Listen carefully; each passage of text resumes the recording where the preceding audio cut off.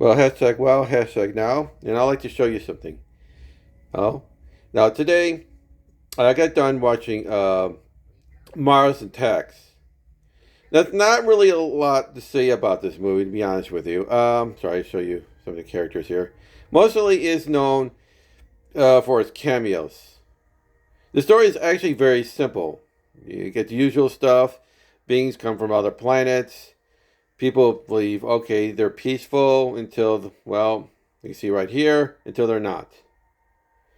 The only different thing between this movie is you see something like Independence Day, for an example, is a good example. As soon as the beings from other planet shows hostility, they end up attacking. The humans sort of give us, okay, these guys are obviously want to attack us. But here, for those people who watch the movie, you would do see they're trying to go back and forth. They want to make sure that maybe it's not a misunderstanding. And of course, no, it's not a misunderstanding. They really want to. Well, these Martians, they don't just want to kill. They actually want to humiliate. Because they do kill, humiliate, destroy all these documents. They take selfies. They do bullying. They do whatever it takes to just humiliate these humans. They don't care.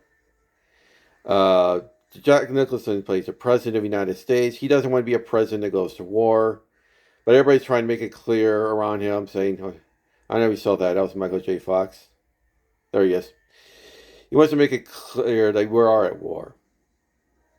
And you can see the aliens just humiliate the human race. You get to a point, they keep trying to see, the Martian guys, they keep trying to see whether or not they still think the humans are dumb enough to think they want peace. I mean, there was one where France calls the president and say, "Oh, don't worry, I think we're about peace." At this point, Jack Nicholson realizes there is not going to be any peace. He tells him, "Please get out of that room," and it's too late. And I think one of my favorite scenes is watching Jack Nicholson be himself.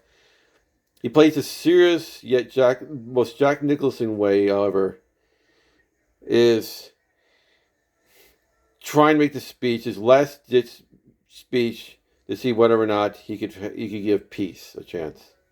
And you actually see the Martian ambassador crying right before he shakes his hand. Because keep in mind, Martians do this thing. They do this thing with their hand. They do a circle.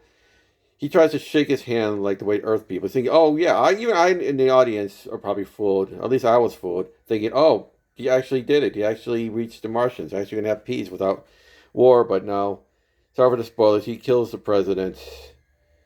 Again, I have to wonder. I like to think that maybe there was some respect.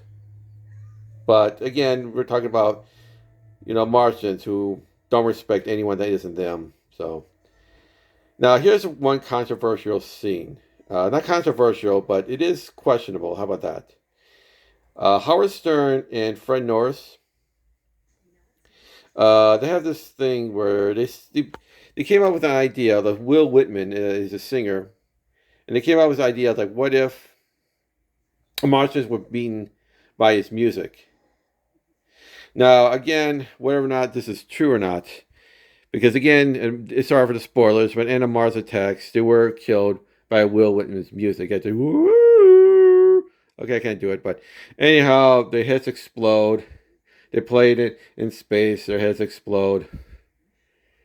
And pieces run back to Earth, at least what's left of Earth. I think like the first daughter ends up being president of the United States. Just go with it.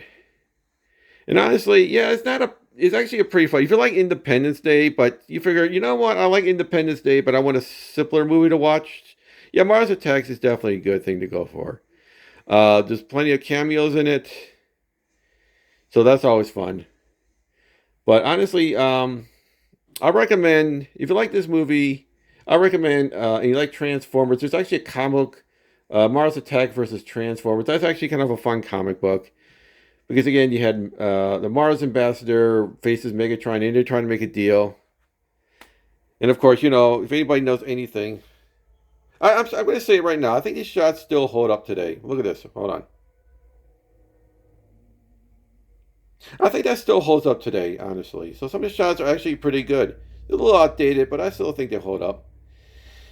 But anyhow, I recommend Mars Attacks versus Transformers, the comic book. You get two people who betray each other, but the Martians betray Megatron. One of the Autobots is all, okay, look at that. One of the Autobots is like, really, you're a Decepticon? You didn't see this coming. And even shrink down Megatron. Sorry for the spoilers, but Megatron obviously gets the best because he's Megatron, even small size. So again, that's a fun comic book there. If you like Mars Attacks, I recommend that. But at any rate, like I said, there's not a lot to say about this movie. The shots hold up. The story is simple. A lot of good cameos. But at any rate, what was your favorite scene from Mars Attacks? Did you watch it yet? Are you willing to watch it now? Do you think the effects still hold up? Is there a favorite scene that you like? Do you think there should be a sequel? Do you think it's better than... You think this Mars Attack is better than the sequel to Independence Day? Because I'm going to say yes. And write in the comments below. Hold on. And as always, hope your day sucks a little less. And like and subscribe to my